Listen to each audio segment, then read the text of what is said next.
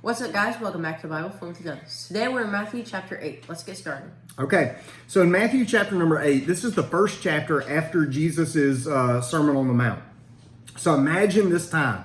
Jesus has preached this huge sermon, and the crowds are piling in to hear him, see him, and just to kind of be near him.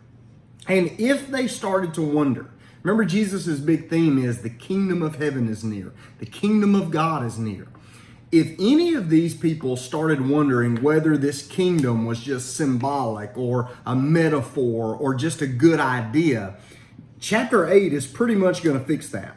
It's going to show that the kingdom of heaven is real, it is literal, it is legit, because Jesus will, through the course of this one chapter, he's gonna heal people, he's gonna cure people, he's gonna cast out demons, he's gonna deal with the weather. And so any kind of area of like what's happening in the real world, Jesus is gonna deal with that. And it's showing these people that he's not just talking out of his head about good ideas. He is literally dealing with the things in life that matter.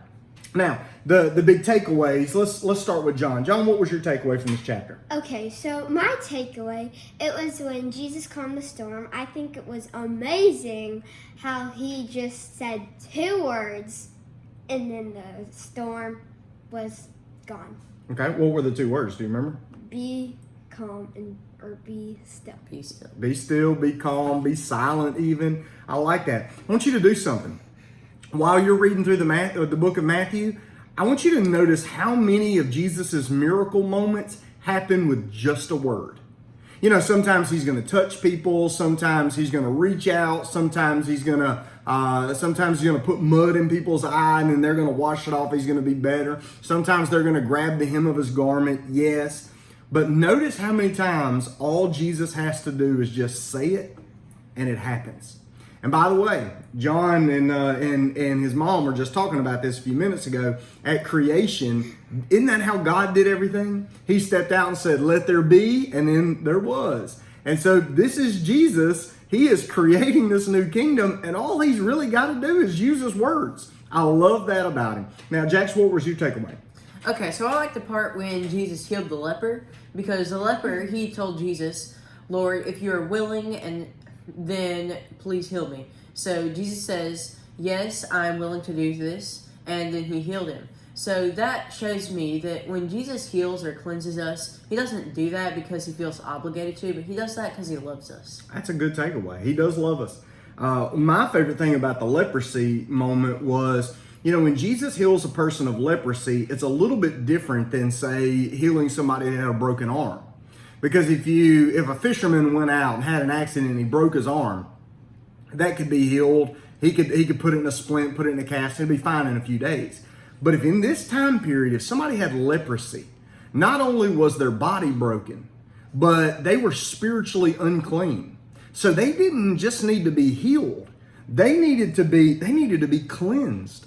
And so when Jesus heals this leper, I just understand kind of what he's saying. Because this guy had leprosy, he couldn't go to the temple, he couldn't worship, he couldn't live around people. He was totally cut off from society because he was ceremonial, like in the law, he was unclean. So when Jesus healed him, he did more than just heal him. He healed him and he cleansed him. This guy was able to come back into his family, to his society, back into worship. Jesus didn't just heal broken bones. He did something profound whenever he healed the guy with leprosy. My favorite part is when Jesus was going to come into Peter's house and heal his mother-in-law. She had a fever, she was sick, and he comes to visit and he heals her. And my favorite part was in verse 14. It says, "Now when Jesus had come into Peter's house, he saw his wife's mother lying sick with a fever, and he touched her hand, and the fever left her, and she arose and she served him." Now here's what I like about this. Not just the fact that she was healed. I think that's cool too. But I like the fact that Peter didn't just follow Jesus. He didn't just say that, yeah, I'm a follower of Jesus. No. This story starts out with Jesus coming into Peter's house. So Peter wasn't some follower of Jesus who just knew Jesus from a distance. When Peter started following Jesus, he brought Jesus home with him. I like that a lot. I tell you what I also like. I like that Peter's relationship with Jesus, by virtue of the fact that Jesus was in his house, The kingdom of heaven for Peter was the intersection point between Jesus being his king and his friend. Jesus was in his house. You don't let a whole lot of your enemies in your house. You let in your friends and your family. And so for the kingdom, for Peter to figure out what the kingdom was, it was Jesus. He is Lord. He is King. He is God. But he's also his friend who's invited in his home. Let me just ask you this week. Why don't you, for the next few days, think about this. How could you talk about Jesus more at home? Live for Jesus more at home. Make sure Jesus is more of a conversation at your house. What can you do over the next few days to make sure that when you're at home, you're as solid a follower of Jesus than if you're in Sunday school or in church? That home is a place where you also walk with Jesus. Hope you have a great day. Hope you're enjoying Matthew. Let's keep pushing through. All right? Bye. Bye.